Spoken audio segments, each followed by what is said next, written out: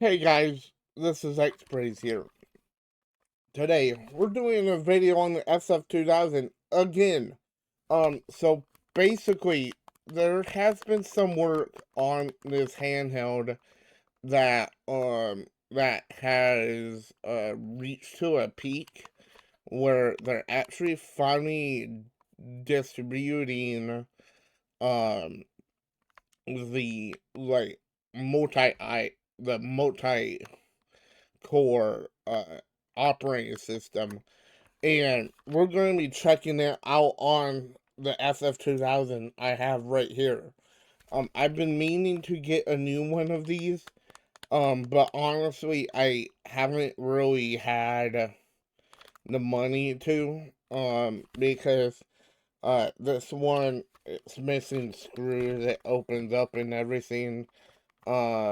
But it is definitely on one of my lists to do. But otherwise, this SF2000 is literally perfect. I modded the face buttons. I know it's a bit discolored with my webcam, but I kind of modded it. So, I am going to share my webcam once I go into the Retro Handhelds Discord and show you guys what I mean. So, go to something really quick. Something popped up on my monitor. Um, but basically, the Data Frog actually has a development. They are doing lots of development things with the FF2000, and if we go to this pinned, you will see that there is the actual alpha now. So it looks really good, honestly.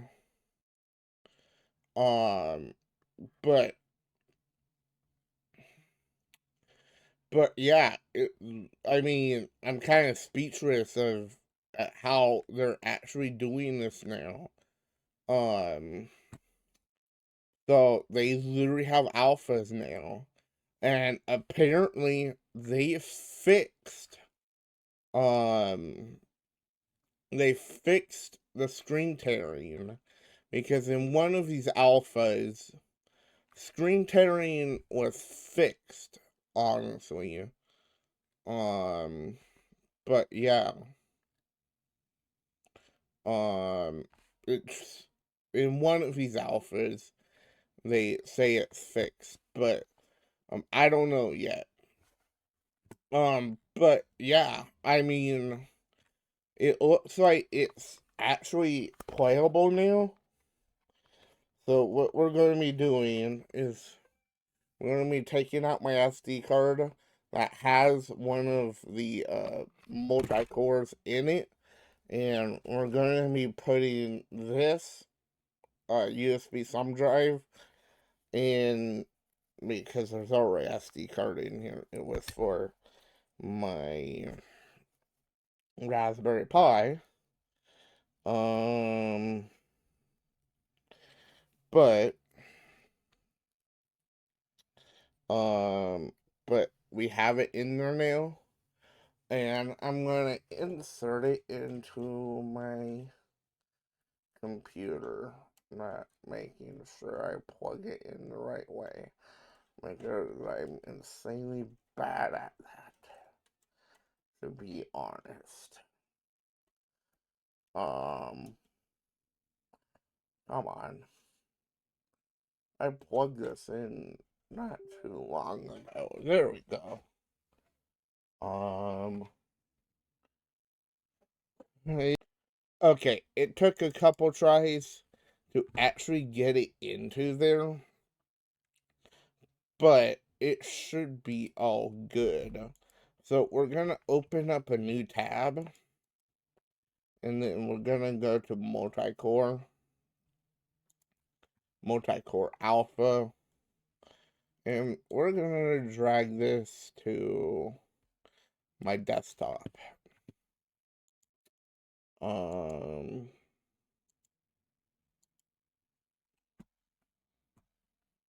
But so it's basically the same process as last video I did on the SF2000.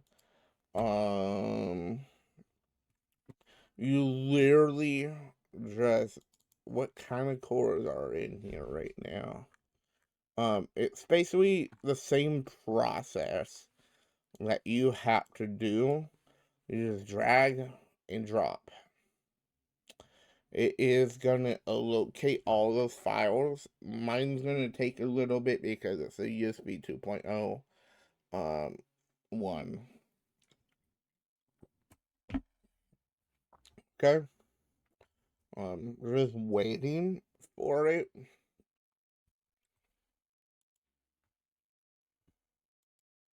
Just making sure the recording's there.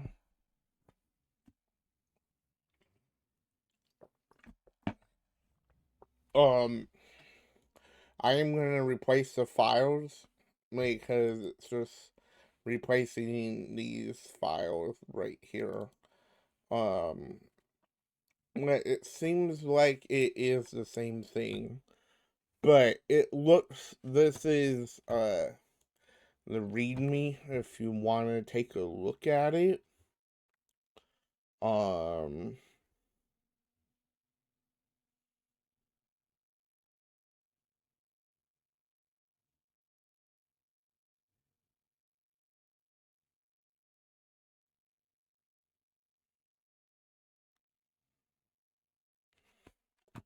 So if you guys want to look at this right now, it does look like there is no issues. You need to download the bootloader fix, which I already done that on this particular SD card. Which we're going to unplug it.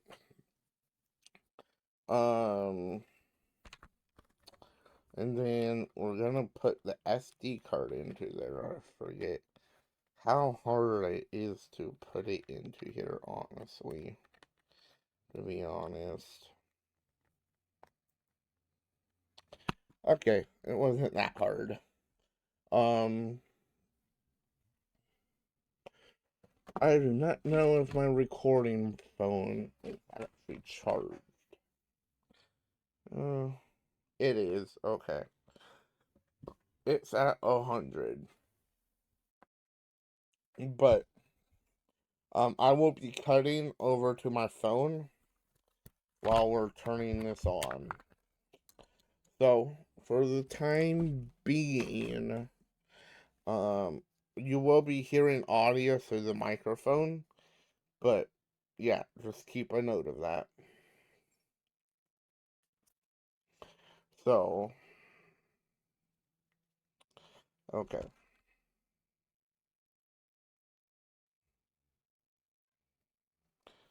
Okay, so we're putting the battery into the SF2000, which should automatically boot it up. And they changed that multi-core alpha. So far nothing really has changed.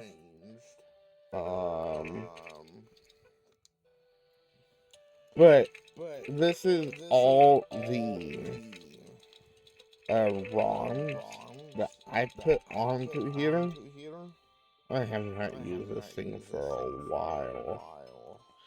But, you know, for example, like Atari, like Atari 7800, of course, works on this device with no problem. And to quit it, you just go to that, and then,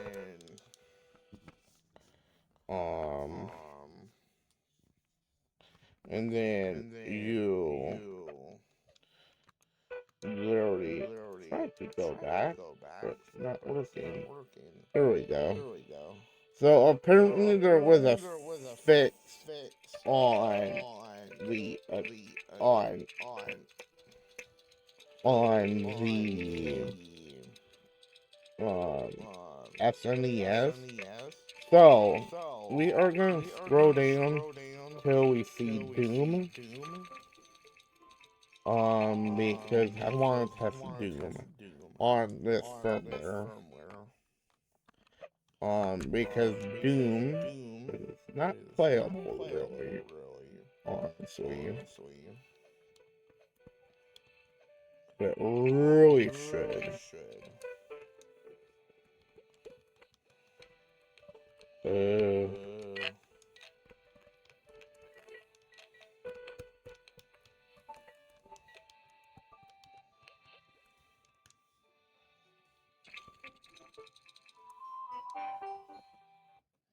But we are loading up Doom.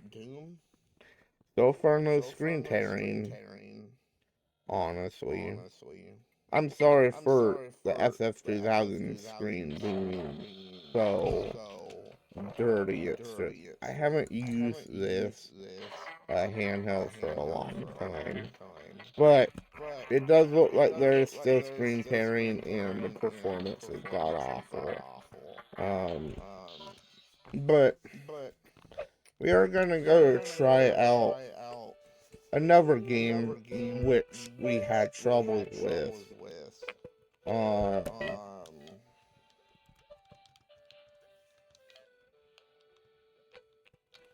Apparently for Doom we will get better performance with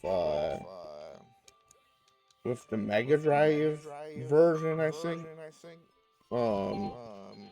Which is good to know.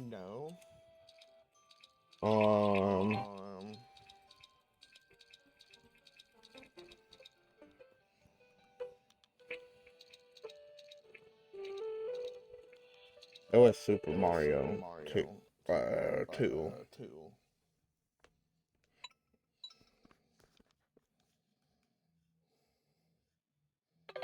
But it looks like it's actually booting up without a problem anymore, to be honest. Of course, the 3D landscape is very laggy. Because as of 2000 isn't meant for 3D, unfortunately. It's only meant for 2D. There are some devices out there that do have 3D capabilities for like $40. But I only cover the SF2000 because it's like a really good handheld for like $20, and a lot of the big YouTubers say this is the perfect handheld for anyone that wants like anything to do with like things like emulation. But as you can see, we're barely getting any screen tearing, which is good. And it looks like the game is not slow like normal.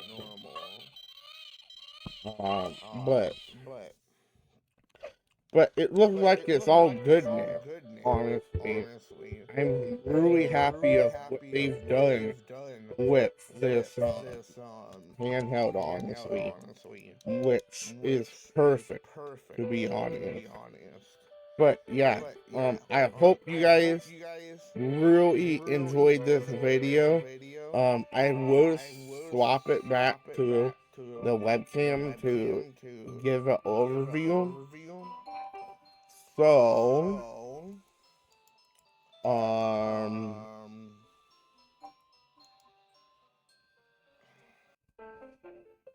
So, where's the overview? It looks like they finally fixed SNES, by the custom ROM,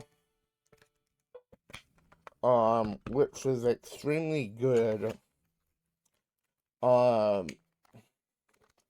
But and it seems like it's all fixed, to be honest. But anyways, um it looks like a perfect handheld now that I can recommend, that actually has custom operating system now, and that's extremely good, honestly. But what does that come in general for the consumer? It's really good for the consumer of this handheld, and I really like it that they're actually releasing their alphas now for this handheld, and I will continue doing the handheld. Honestly, I will probably purchase one more handheld. My Nintendo Switch is perfect for what I want it to do, but I am gonna purchase a $40 handheld and call it a day for the handheld scene on this channel, honestly, because I don't want it to be I don't want this channel to be strictly retro, but it is cool to highlight retro things every now and then. But anyways, uh that concludes this video of the SF2000 custom firmware. It's very simple to install. You need to install the bootloader fix, which I've already done that on my SF2000, honestly. So, but yeah, everything should be good to go, honestly. And yeah, I hope you guys enjoyed this video.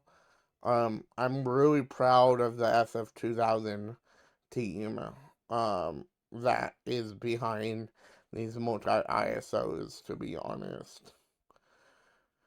But anywho, I'm gonna end it here, and yeah, I hope you guys enjoyed this video, and I'll talk to you guys later.